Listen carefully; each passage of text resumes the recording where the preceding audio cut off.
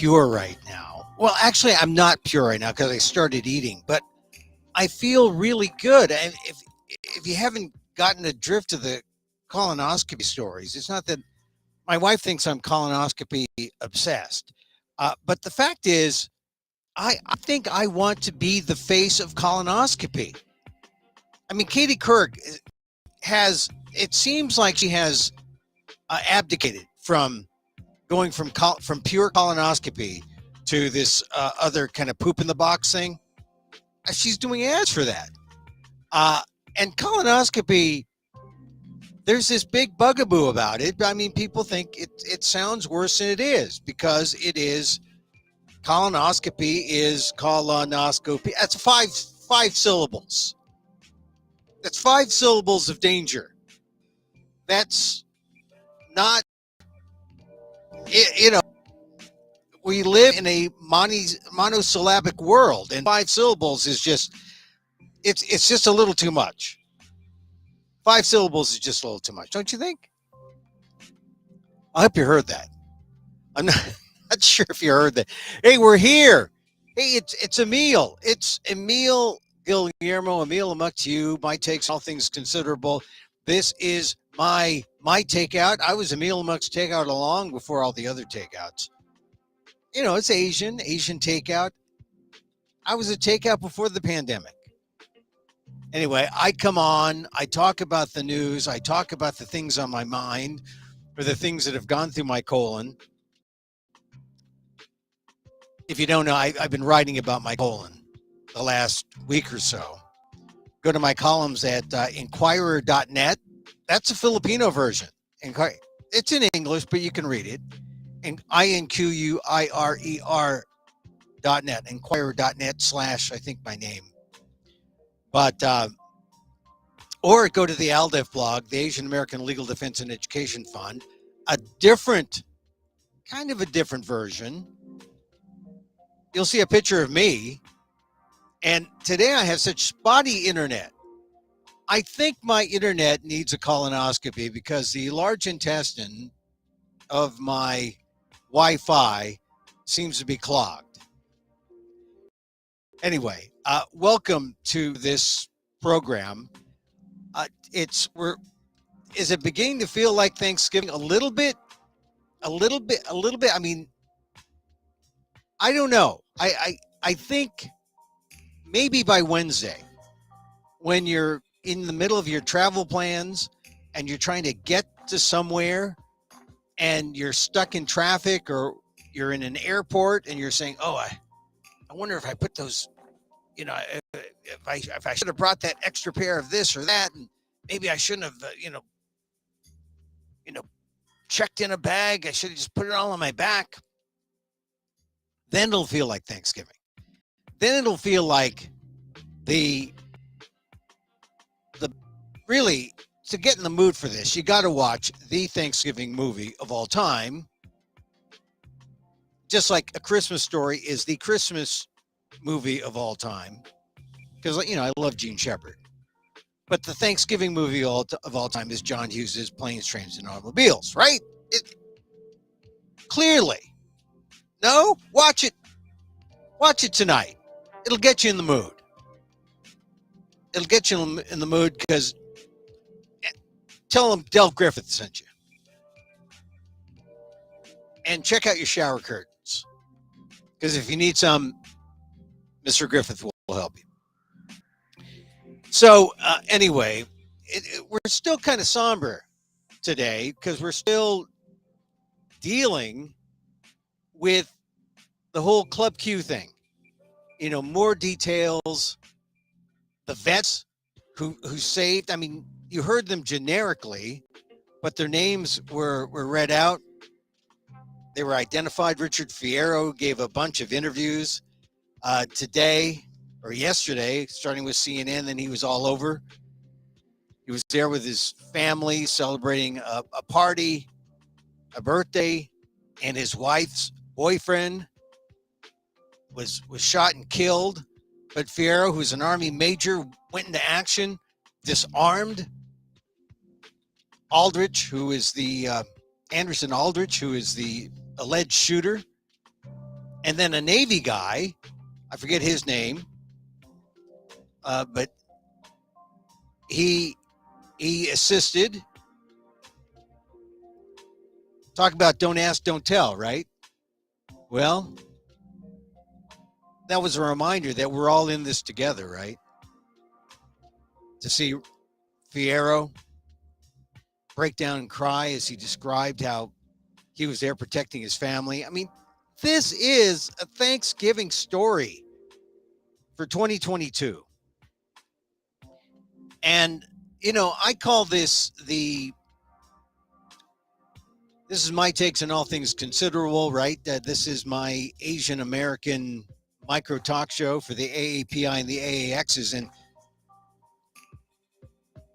I just felt like when I heard Fierro say that, well, I was feeling that as I was getting bits and pieces of the story all throughout the weekend. But when Fierro said that, yeah, we are all family. This is our family. And if you are an Asian American who happens to be listening to the show, because, you know, it's sort of my audience.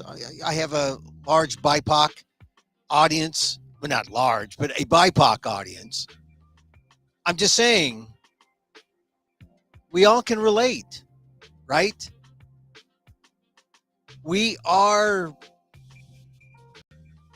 all standing among the others, all the others standing with the others who are othered. And we are together. And all you have to do is like listen to any of the interviews that Fierro, an Army major, a vet, right, who really is responsible for making sure that this didn't go beyond 5 deaths. I mean, there were dozens who were injured, and many more in the club who, even if they weren't injured physically, were traumatized. And then it goes out like concentric circles. We're all traumatized by the actions of Anderson Aldrich. The alleged actions. The actions that we saw unfold on video from the stories. We've all been victimized. And if it hasn't hit you yet, well, maybe you've avoided the news, which is not a bad thing to avoid the news. But at some point, you're going to catch a story and you're going to say, that happened where? When? That happened to us? That happened here in America? And then you'll see, what is going on in this country? I mean, this is Colorado Springs, where Club Q was. The fact that Club Q was in Colorado Springs, I mean, it's amazing. It is as conservative as they say, as all get out, right? This is where I think Focus on the Family, you know that show, if you've ever been stuck in a car with only AM radio, I don't know if that's even true anymore, but I know 10 years ago, I had a car that just had AM radio, and all I got was Focus on the Family when I was out at a certain time. And I heard their really outrageously conservative views on the family. But this is where Club Q was. And the fact that it was able to exist and be that safe place for people, the LGBTQ community, and anyone else who is othered, anyone else who is not part of the mainstream. I mean, I've told you how in my past, I lived in Houston, Texas, which is right now, it seems like about as cosmopolitan as you can get. You know, huge Chinatown, huge, population. But in the 70s, when I was there, a young kid in radio, and I was in Houston's Montrose area. That's where all the radio stations were. And my I had a few gay friends, and we'd hang out. They'd take me to places that were really, they were on the fringe. And it's so funny. Like I said, there we were. I could not imagine 40, 50 years hence that we are in this situation and still behind the times.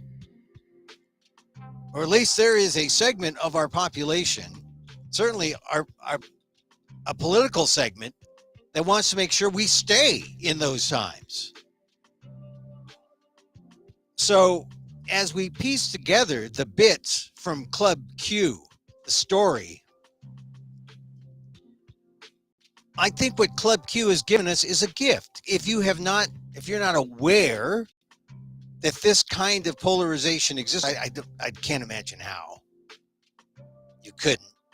But in case it just doesn't hit, sometimes a story has to come up and just hit you and say, yeah, this is the way it is. Maybe it will encourage people to come to their senses. I don't know. Maybe it'll encourage people to see, hey, we're not that different. When you see that an Army major with his family who was at Club Q was leading the charge that stopped Anderson Aldrich. I mean, there are many threads of this story that lead to a sense that we are one, that we can come together. That's the conclusion. How can anyone come away from this story and not have any sympathy for the 5 who died, for the transgender victims? Now, a big deal has been made that the police made sure that the dead were remembered by their proper names and gender. And it's just, this is the way it is. And I have to admit, I was a bit ashamed because maybe I was a little part of that resistance where I said, come on, it's not. But every time you say your name and gender, you are saying, let's have that clarity. Let's have that awareness. And that just struck me. This idea of dead naming people properly. And they did that at the press conference yesterday. And I think this is going to be remembered. Club Q is going to be remembered. Just like, I don't know how many people, when this came down, you remembered Orlando, the Pulse nightclub, that shooting. I mean, go back. I mean, when Pulse happened, you can Google my name and Aldef, and I read about the Pulse nightclub. And then I went to Orlando. I love Orlando because that's where one of the cities that had really tremendous, it's the best fringe festival. And I hope to return there in 2023. But I got to go to the scene at the Pulse nightclub. And I don't think, I mean, it was one of the first things that came to mind when I saw that Club Q was the target of the attack this weekend. It just reminded me of the Pulse. And so now this is added on. Club Q is on top, added on. And we got to do something about it. I mean, we keep talking about how we're going to do something about it. And every time we've got this, we have these new incidents that remind us of this hate in our country. It's sobering, but they tried to spoil the National Transgender Day of Remembrance on Sunday. When I say they, because I don't think this guy was acting alone. He may have acted alone, Anderson Aldrich, but he was called by some symptom that's out there from the right to take action against these people. And remember, these aren't mainstream.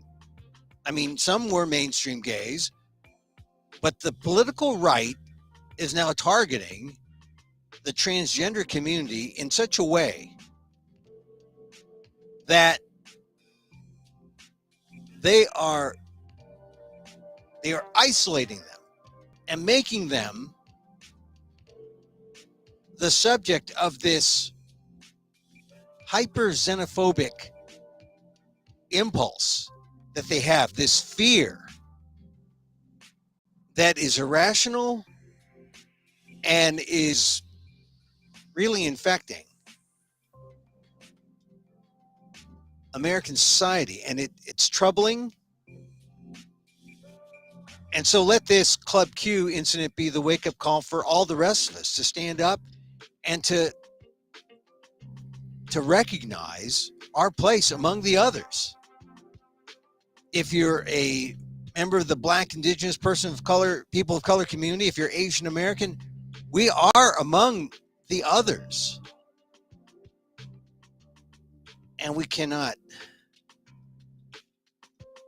be silent now. Not about this. This is a moment where we have to stand as a community, speak out peacefully, and try to reconcile and heal. I mean, it's very difficult. You know, we live in this divided political environment, and it's painful to see how one side is trying to use this issue in particular as one of those fissures. It's an artificial one, because you saw, if you heard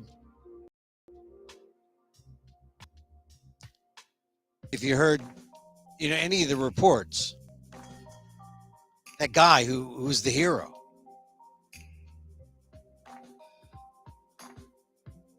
it could have been any one of us. Anyway, I think it's going to start to feel like Thanksgiving in a day or so. And then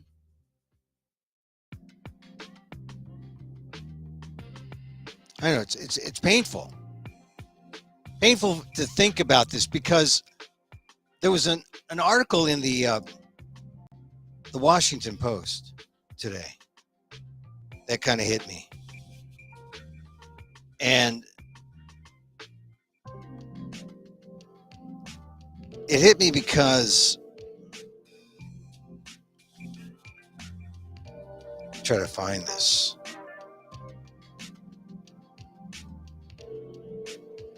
I can't, I don't want to paraphrase it, because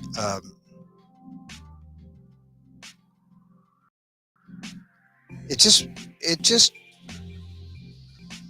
struck me how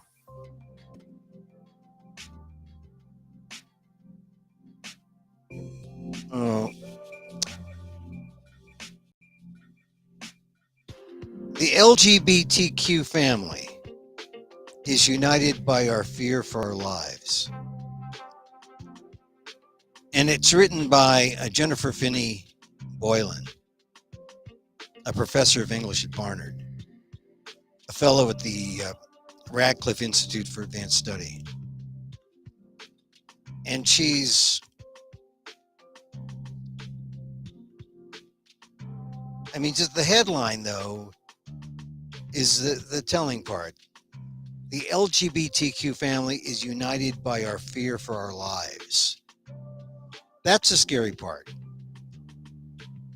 Because it shouldn't be that you are what you are as a matter of life or death.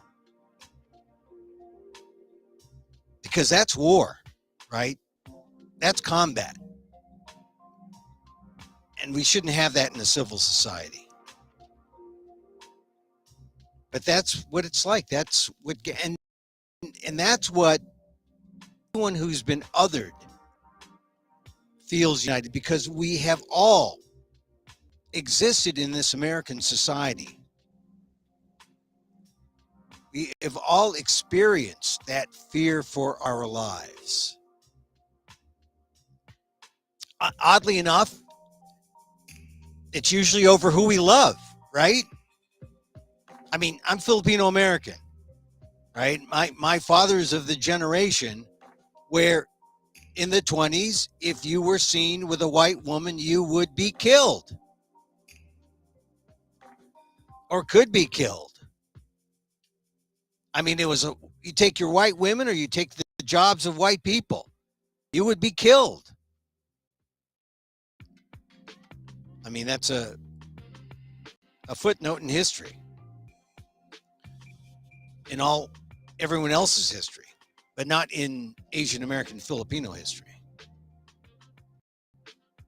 Asian Americans, Chinese Americans killed. Not in the 20s, but you go back 19th century. Every one of us who have been othered have that same fear for our lives. So there should be more unity than not when we consider the story of Club Q.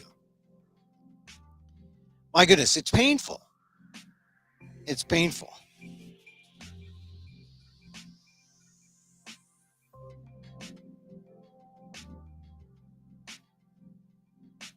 So I'm going to read a little bit of this. This is Jennifer Finney Boylan's piece in the Post. And what do we have here? Dolly Parton asked me. The typical American family? This was in Provincetown, Massachusetts, many years ago, on the street in front of a drag club where my wife and I were pushing a baby carriage. At the time, I seemed to be a youngish, tweedy English professor. What I did not look like, though, was the thing I actually was, a closeted transgender woman.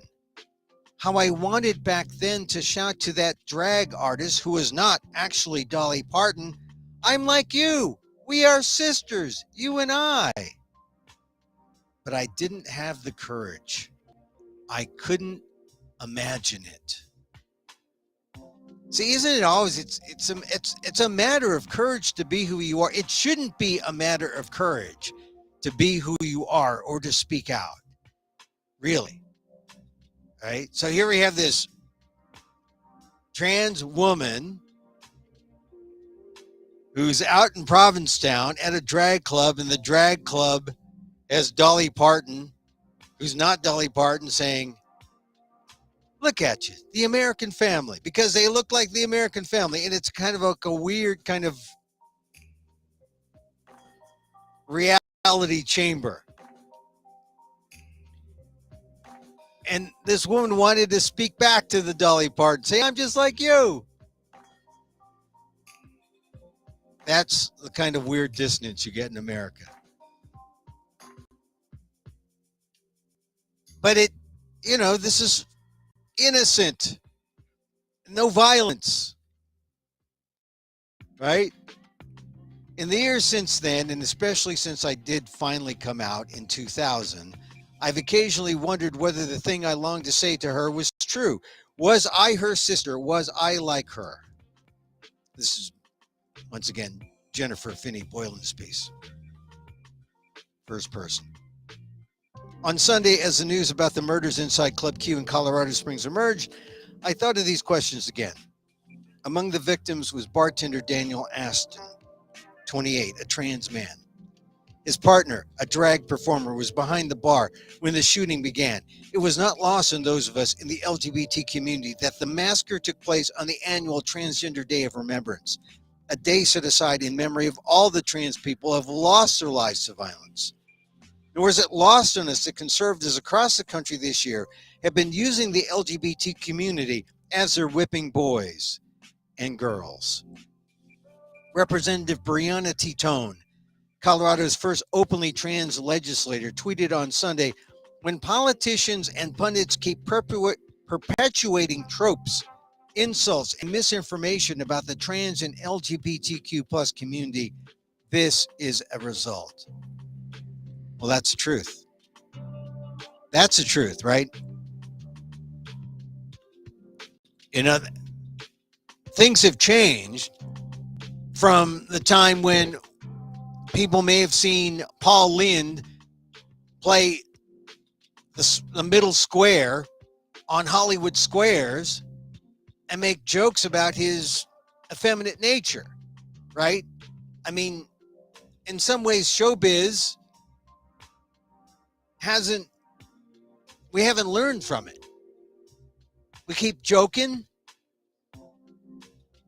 and we need to sometimes check in with reality, but not go to the extreme in terms of having a shooting be our reality check. We don't need violence to be our reality check. We just need people to encounter real LGBTQ people in our communities instead of driving them into the closet. That's what's needed. We don't need violence to make us understand, realize that, oh, we are really, we're one. We're part of the same, part of the same cosmos, same universe. We're together. We don't need violence to have that happen. Maybe we can interact with one another, talk to each other. Back to Finney's piece. In October, a man attacked a trans librarian, and other attacks by armed men groups such as the Proud Boys have disrupted drag-related events in Texas, Nevada, and Oregon, and the Children's Hospital of Philadelphia, where I once presented a grand rounds lecture on the variety of trans experiences. Security has been increased in the wake of threats to its transgender clinic. In Massachusetts, Boston Children's Hospital reports that its clinicians and staff have received multiple threats of violence. One observer at a Colorado Springs vigil said, "It feels like when is it going to happen to me?" as opposed to thinking, this kind of thing will never touch me. See, we've gone beyond. I mean, we used to have this feeling that we live in civil society. This can't happen to us. But no, now it's like, oh, this is happening. I mean, before it was like, the Pulse, when the Pulse nightclub thing happened in Orlando, it was like, it's kind of like a more generic kind of going into a gay bar and shooting it up. But there's something with Club Q that makes this seem purposeful, political, intentional, and it seems to coincide with all these things that are happening out there in the world, in American society. The right wing intentionally targeting anything trans for fear that are they fearful that their own kids may go down that path. Well, they don't go down that path. They are that path. Conversion therapy doesn't work. And so the next thing they do is they go political and try to harass anything trans or supportive of the trans community. It's political. And notice how they go after all these drag events. I mean, where I am in California, there was a drag event about 90 miles away from me. not necessarily an urban area, but it wasn't San Francisco, it wasn't Sacramento, but it was a sub-rural community. They had a drag event, and they had people show up threatening these people. Sometimes you don't have to. Sometimes it's the mere presence of someone you know who is homophobic or transphobic is violent enough. Their presence, their demeanor. It's a bullying. And that's what's happening. And the bullies now are armed and shoot to kill. This is not a good development. And that's why Club Q is going to be remembered for a long, long time. Just like people remember, Stonewall. People remember the Pulse. They'll remember Club Q because this is when the violence, people can see, because the violence coincides with the political occurrences. Back to Finney's op-ed. In August, Colorado Republican Lauren Boebert, who has used slurs to describe trans people, warned drag queens to stay away from children in the state's 3rd district, where she just won re-election. Boebert, right, from Colorado. Late Sunday, Boebert expressed sympathy for the victims. The victims, she said, were in her prayers. Yeah. Honestly, can you believe her? Can you trust that? Titone, another congresswoman who is pro-LGBTQ, said, you spreading tropes and insults contributed to the hatred for us. There's blood on your hands. And thank goodness Titone did that, because Boebert is part of that cadre of right-wing extremists who are going after trans people. And when something like this happens, they say, oh, thoughts and prayers. That's the emptiness of Lauren Boebert, the emptiness of Marjorie Taylor Greene, the emptiness of that wing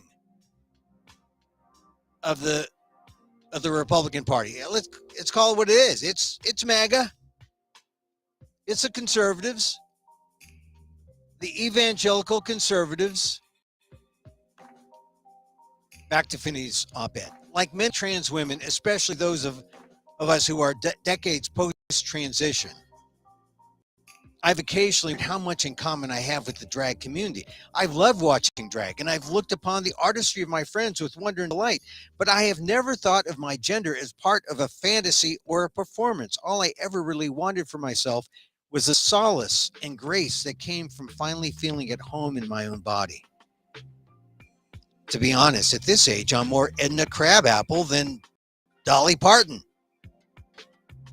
This is Finney speaking in her op-ed. Actually, what she says about the drag community is real. Look, I have family members who are married to drag artists. And I've just been exposed to the drag community over the last 5 years. I have great respect for not just drag queens, but drag kings. I didn't know there was such a thing. Drag kings. And furthermore, when it comes to drag, can anyone say there is, well, not to make this competition, but the Filipino American drag community, my God, they are, that is art. That is, when I was growing up, they called it female impersonation. But the GAPA, the Gay Asian Pacific American Alliance, I think they're called GAPA. They have these great drag shows. And I was fortunate, it was my good fortune to judge 1 year, man, they were good. They were good. If you ever have the opportunity to see a GAPA event, there's nothing but joy, right? I mean, there's no proselytizing, not like the evangelicals. The evangelicals proselytize. The drag queens just have fun. Man, it's a performance. It's art. RuPaul, he's kind of like a performance god, right? In my mind, great artist. Back to Finney's op-ed. She says, to be honest, at this age, I'm more Edna Crabapple than Dolly Parton. I've been married to my wife for 34 years now. 12 as husband and wife, 22 as wife and wife. Our children, just toddlers during that long ago vacation in Provincetown, have since gone into the world to find their own adventures. And isn't that the way it should be when you're parenting, right? You just go and become your own adventure. Yes, that Dolly Parton was my sister. She refers back to the Dolly Parton at the beginning of the piece. Just as Daniel Aston was my brother. Just as all of us in the LGBTQ community in this country are one family, bound together. Not only by the love we feel for another, but also by the way every day we have now come to fear for our lives. And if I met that Dolly Parton now, even with all the changes in our, I would still give her the answer I gave her 3 decades ago. The typical American family, why, yes, that's us. Yes, that's us. Op-ed piece, Washington Post today, by Jennifer Finney Boylan. The LGBTQ family is united by our fear for our lives. We are together. We are united. And if you have been, or if you are an othered, it's time to stand with the others, right? We're others together. There is a sense of unity. So we pray. Prayer is good. Contemplation is good.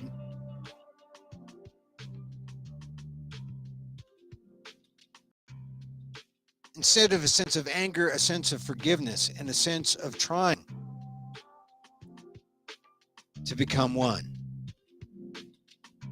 That would be helpful.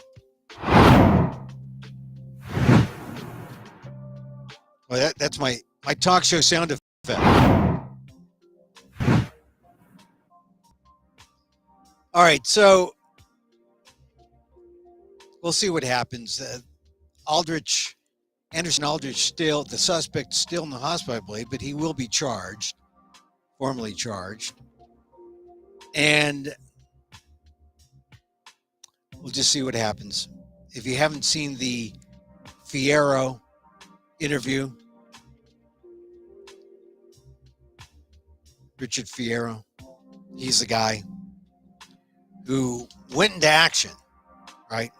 And his daughter, who was at the club with her boyfriend. Her boyfriend was killed. It's going to be a sad week. Sad week. But maybe a week we can learn. Not a bad week. If it's a week we can learn from this tragedy and move beyond. Let Club Q, the incident at Club Q, be not an empty occurrence, but an occurrence that made us think and made us move forward.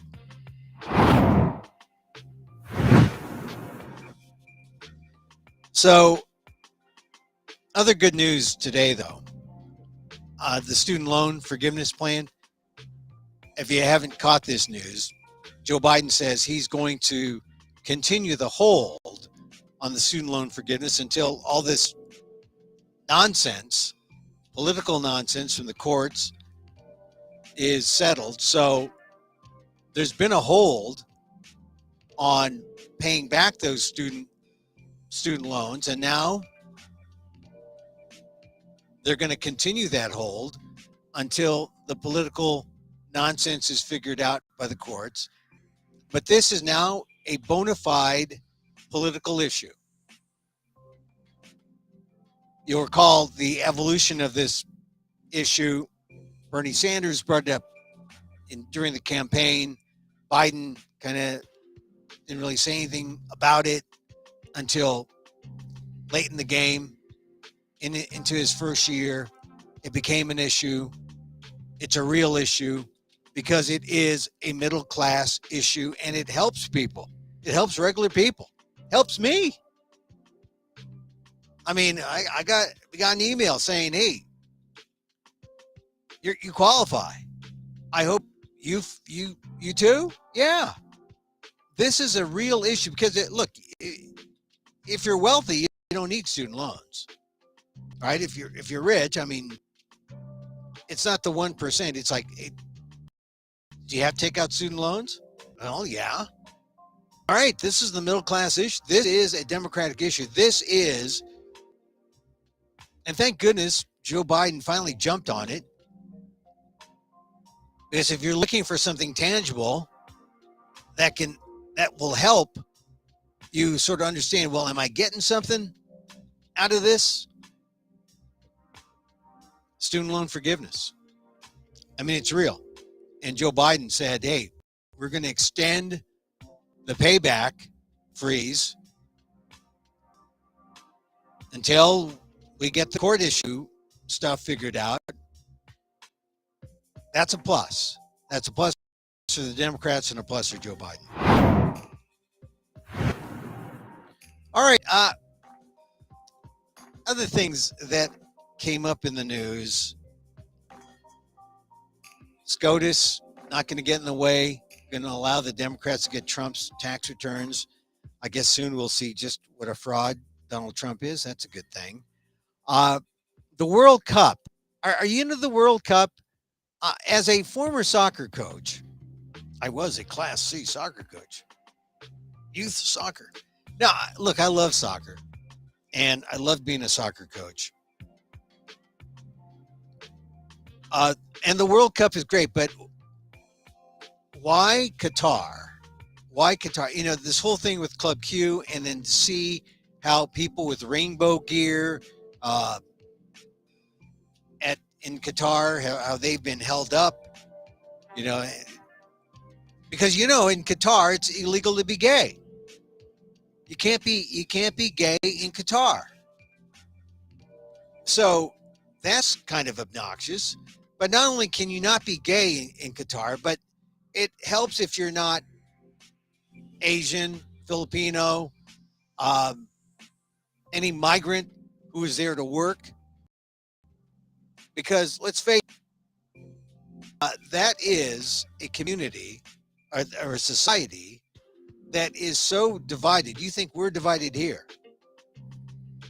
How they treat their workers, how they treat their migrants.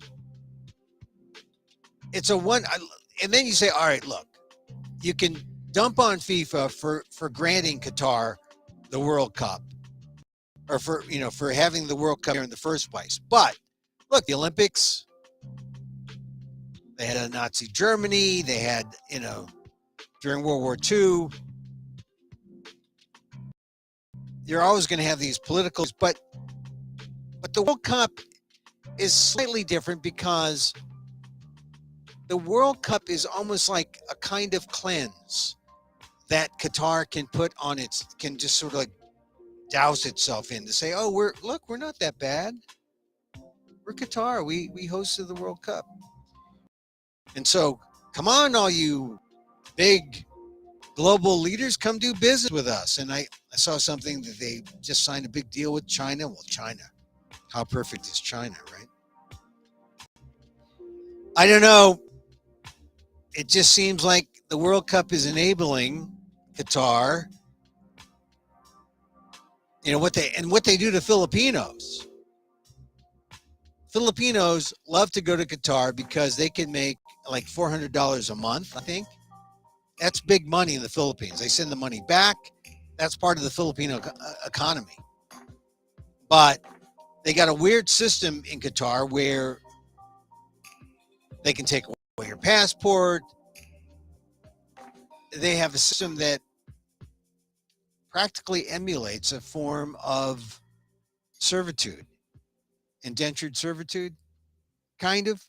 Look, they have free will to a degree if you can get around, but definitely you are. I don't think you're even a second class citizen. I think you're more like third class, maybe even fourth. So I kind of like to look at the World Cup from afar. I put it on the cable.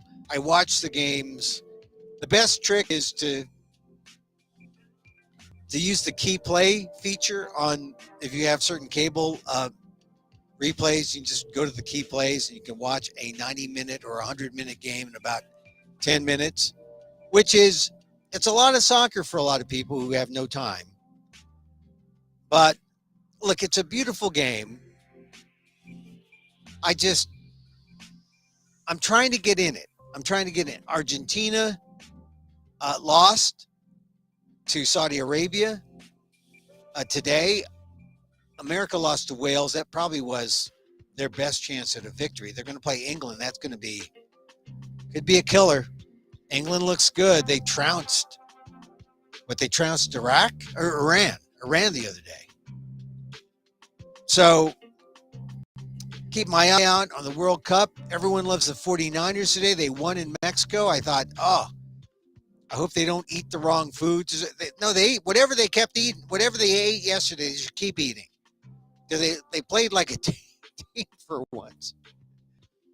All right, 49er fans. A lot of Asian Americans who are 49er fans because, the Rams. Can't be a Ram fan now. Big losers. All right. I think that's going to be it for today. All right.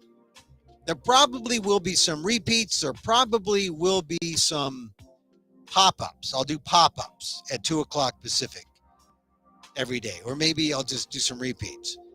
But whenever you're watching, if you're watching us live, you know where to catch us. On Twitter, at Emil Amok.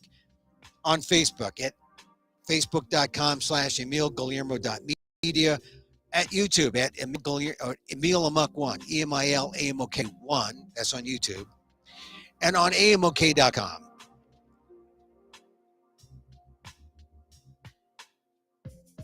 So regular listeners of our show know that I like to end with a little meditation. Sometimes it's just time to be quiet. Time to do nothing. Just appreciate silence. And do a little metta, METTA, a little loving kindness. Because as you offer it to others, you get to experience it too. Twofold, threefold, however many folds you want.